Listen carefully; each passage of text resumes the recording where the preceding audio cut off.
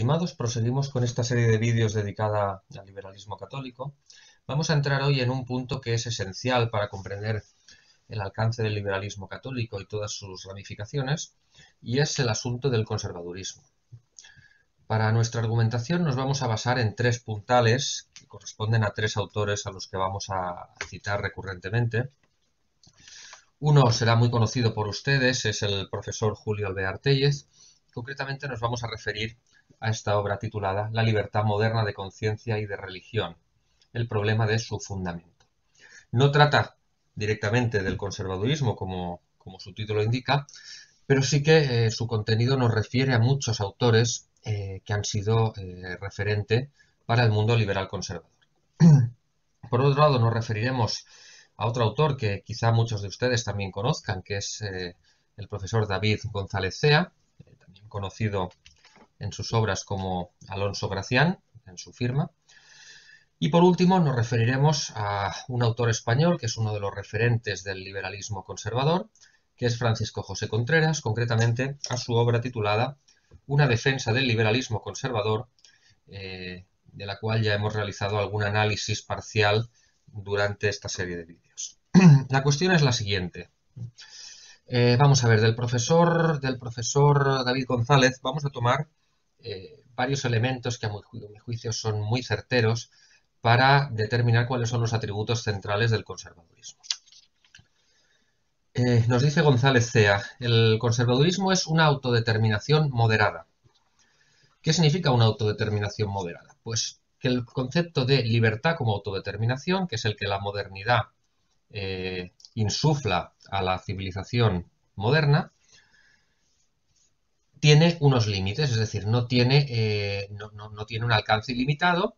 Los propios liberales conservadores reconocen que la libertad tiene que ser moderada y tiene que ser, de algún modo, limitada.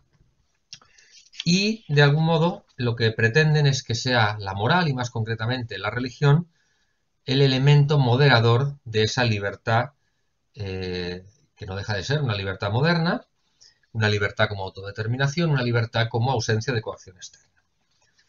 La religión, pues, sería el moderador de esa libertad como autodeterminación. Una religión que sería una fuente de coacción interna para los individuos por los imperativos morales que lleva aparejada. Una religión que, según nos dice incluso el propio Francisco José Contreras, los liberales conservadores lo reconocen, que es una religión más sentida que dogmatizada, una religión como una especie de sustrato moral que mantiene un cierto orden en la sociedad para que no cunda el caos propio de la libertad moderna llevada a sus últimas consecuencias. Por tanto, más que de religión hablamos de hecho religioso, es decir, la autoridad política tiene que tener una actitud positiva hacia el hecho religioso, al margen de la veracidad de la religión y al margen incluso de la personalización concreta o de la encarnación de ese hecho religioso en una religión determinada. Estamos hablando del concepto tan utilizado en ambientes conservadores como el de laicidad positiva. Laicidad positiva es aquel concepto que pretende que el Estado se limite a tener una actitud simplemente positiva, simplemente de aceptación, simplemente de respeto hacia el fenómeno religioso como algo que está ínsito en la naturaleza humana. Y por lo tanto, más allá de la competencia que la Iglesia reconoce al Estado en materia de honrar a Dios y darle el culto público que le corresponde, al Dios verdadero, por supuesto, a la religión verdadera, la idea de la laicidad positiva lo que pretende es que simplemente al Estado hemos de caerle bien las personas religiosas, ¿no? Como hemos de caerle bien porque es algo positivo para la sociedad civil, ese es el fundamento de que la religión, y concretamente en este caso la Iglesia Católica, pueda moverse con libertad. En última instancia, lo que subyace aquí es el concepto liberal clásico de separación Iglesia-Estado. Siempre me gusta decir que la modernidad no puede entenderse sin estos conceptos, es decir, no puede entenderse sin el indiferentismo religioso de la autoridad política. No puede entenderse sin una libertad de conciencia y religión en sentido moderno, porque de lo contrario todos los presupuestos del liberalismo automáticamente decaen. Si la autoridad de la Iglesia es vinculante para los poderes públicos, si la autoridad de la Iglesia es vinculante para la sociedad, automáticamente decae toda la idea de libertad como autodeterminación. Por lo tanto, es imposible, es incompatible que la idea católica de sociedad pueda integrarse en el mundo moderno. Y eso es precisamente lo que pretende el mundo conservador. Es decir, el mundo conservador, y ahora vamos con el segundo punto que nos sintetiza el profesor David González, es que al final el liberal conservador pretende ser un ilustrado católico. Es decir, el liberal conservador, en el fondo, aprecia y adora la Ilustración. Valora muy positivamente la ruptura que la modernidad representó. Lo único que evidentemente reconoce, porque aún le queda un cierto sustrato de sentido común, pues reconoce que esa modernidad debe ser encauzada y debe ser moderada, pero sin abandonarla, es decir, simplemente reconduciéndola y tratarlo de alguna manera de bautizarla. Eso es lo que podríamos llamar la Ilustración católica, ¿no? La Ilustración católica del liberal conservador al final tiene muchos puntos de coincidencia con la Ilustración americana, ¿eh? Esa es la razón por la que muchas veces el liberal conservador vitupera la Revolución Francesa y en cambio aplaude gran parte de los elementos que estaban presentes en la Revolución y en la Ilustración americana, porque al final la Revolución americana tiene su propia ilustración, igual que la Revolución Francesa tuvo su propia ilustración. Esto no lo digo yo, esto lo dice el profesor Contreras en este libro, que evidentemente es un excelente libro para conocer cómo entienden los conservadores el conservadurismo. Es un excelente libro, no lo voy a negar. Pero precisamente porque es un excelente libro sobre el conservadurismo escrito por un conservador, precisamente nos da herramientas para poder rebatirlo. Nos dice Contreras lo siguiente, en la página 77. Suponer que una forma de gobierno puede asegurar la libertad o la felicidad sin virtud en el pueblo es una idea quimérica. Esto es una frase de James Madison. En principio, esta idea no es falsa, es decir, no puede haber un orden social sin que el pueblo sea virtuoso. ¿Dónde viene el problema? El problema viene en cuál es la fundamentación de esa moral del pueblo, ¿no? Y aquí, por ejemplo, nos dice que Tocqueville escribió que el destino de Norteamérica fue configurado por los puritanos. Cualificado, modificado, difuminado, el legado puritano se convirtió en la esencia de Norteamérica. El protestantismo enfatizaba la ética del trabajo y la responsabilidad del individuo en su propio éxito o fracaso en la vida. Uno se puede preguntar qué hay de malo en estas afirmaciones, y efectivamente en sí mismas no tienen nada de malo, porque está hablando de trabajo, está hablando de virtud, está hablando de responsabilidad, conciencia individual. ¿Cuál es el problema de todo esto? El problema surge cuando la idea de libertad y la idea de orden social que van aparejados a estos conceptos tiene un sustrato claramente moderno. Aquí el profesor Alvear nos da el contraste de estas afirmaciones y nos ayuda a entender dónde está el problema y dónde está el carácter problemático de estas afirmaciones.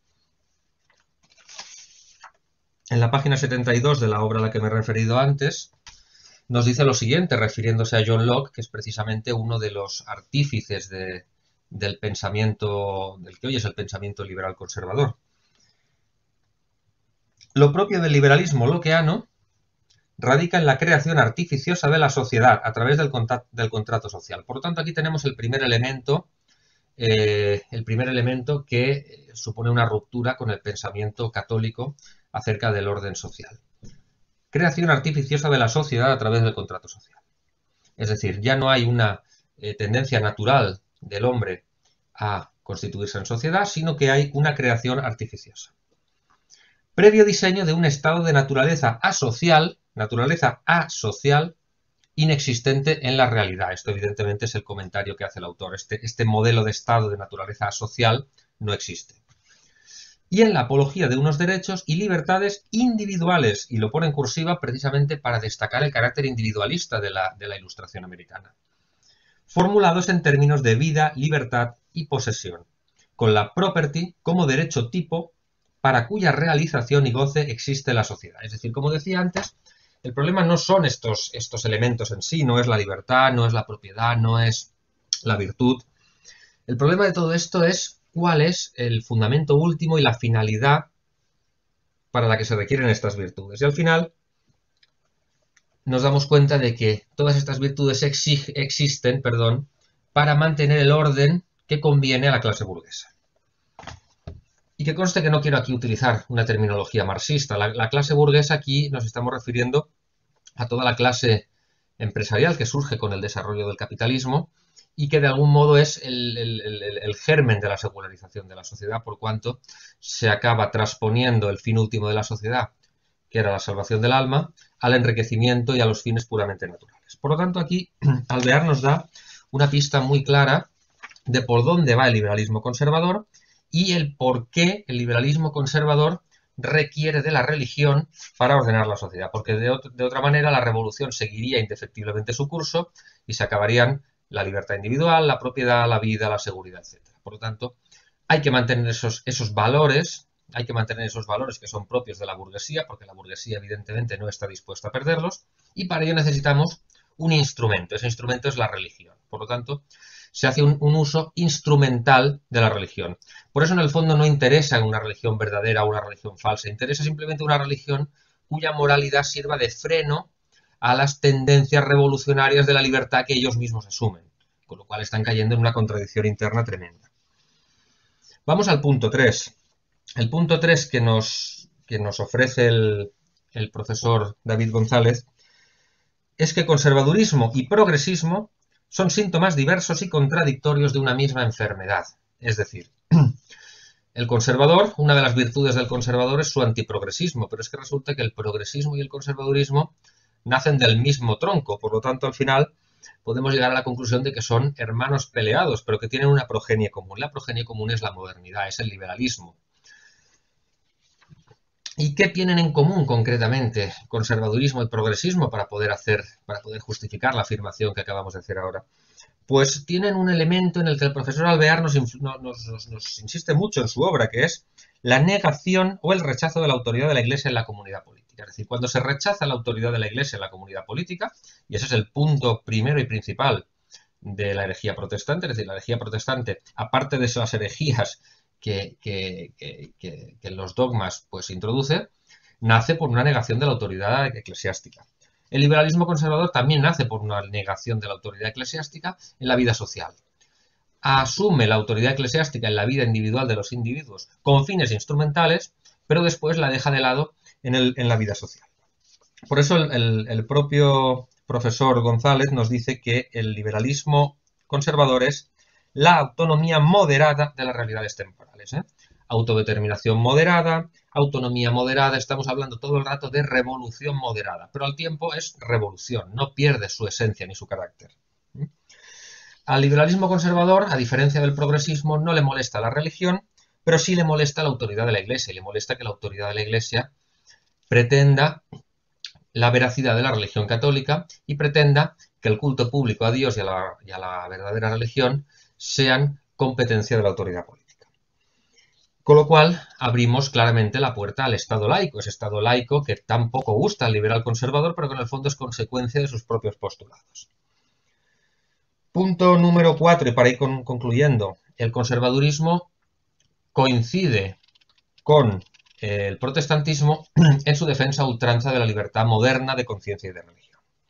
Hemos dicho que la religión es algo subjetivo, la religión es más sentimiento que dogma, esto siempre me hace pensar en Pascendi, y que incluso la libertad religiosa como ausencia de coacción, que no es un fenómeno nuevo, que parece que el liberalismo conservador se lo atribuye como propio y que en cambio es propio de la doctrina tradicional de la Iglesia, incluso ahí yerran porque yerran en cuanto a su fundamento, es decir, lo enuncian desde un punto de vista formal, en coincidencia y en consonancia con la doctrina de la Iglesia, pero desde el punto de vista material yerran. Y esto nos lo demuestra el profesor Alvear en la página 77 de la obra que hemos mencionado, cuando nos dice en qué consiste la tolerancia religiosa, volviendo al tema de Locke, la Ilustración inglesa y demás, y a qué ámbito se extiende. Nadie puede ser forzado a actuar contra su propia conciencia en materia religiosa, en el fuero interno y externo. Materialmente este punto no constituye novedad, pero formalmente las razones aducidas para fundarlas son nuevas, apelan al mero subjetivismo y no a la libertad ordenada a la búsqueda de una verdad objetiva. Es decir, a mí usted no me puede coaccionar a cambiar mi fe, pero no porque yo tenga la obligación de buscar la verdad, sino que usted no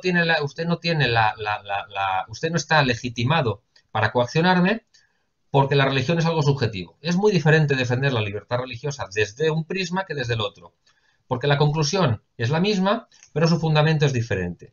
Y al ser un fundamento diferente, lleva fácilmente a conclusiones diferentes. Y por tanto, vemos cómo la idea de libertad religiosa moderna, aun partiendo de un cierto paralelismo con la doctrina tradicional de la Iglesia, se desvía rápidamente. ¿Y cuál es el elemento desviador? El elemento desviador es el subjetivismo.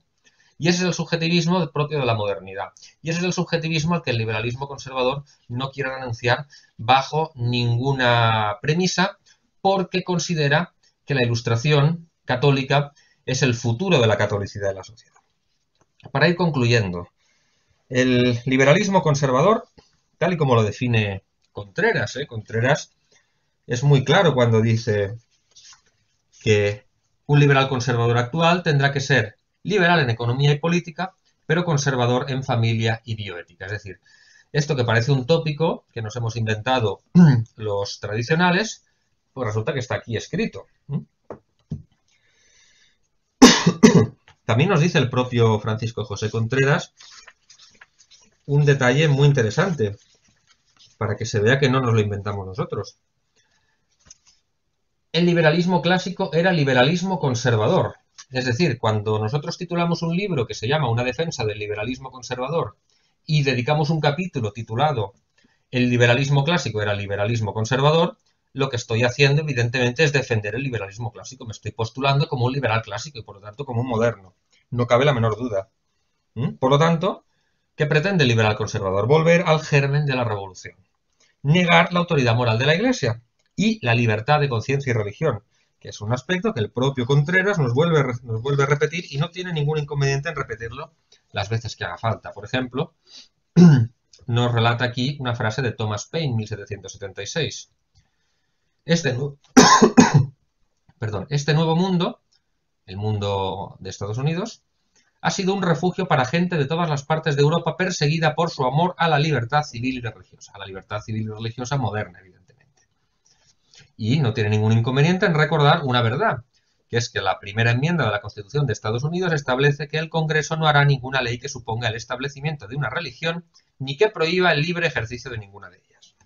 Entonces, es bastante evidente cuáles son los postulados del liberalismo conservador, es que no están ocultos, no están al alcance de unos pocos iniciados, no, es que están en autores de reputada difusión dentro del liberalismo conservador. No se lo está inventando nadie, ningún enemigo acérrimo del liberalismo conservador. Volviendo al asunto del liberalismo como monstruo de dos cabezas, como nos define el profesor González. Esas dos cabezas no son más que el progresismo y el conservadurismo. Y de hecho, si hacemos un pequeño análisis histórico, nos daremos cuenta de que las naciones que incluso en un pasado más o menos reciente podían catalogarse como adscritas a ese liberal conservadurismo, son todas ya liberales a secas, es decir, la revolución liberal ha pasado por encima de ese conservadurismo por dos motivos. Primero, porque el conservadurismo no tiene la entidad suficiente como para servir de freno. Y segundo, porque la modernidad y la revolución están íncitas en el propio liberalismo conservador. En definitiva, ¿cuál es la característica del liberalismo conservador? La característica del liberalismo conservador es que niega el fin último del hombre y de la sociedad. Es decir, se queda en unos simples valores que considera buenos para mantener el estatus social del mundo moderno. Y efectivamente, así nos ha parecido que ha quedado demostrado y así es como hemos pretendido establecer muy clara la distinción entre lo que es el liberalismo conservador y lo que es el pensamiento tradicional de la Iglesia. Muchas gracias.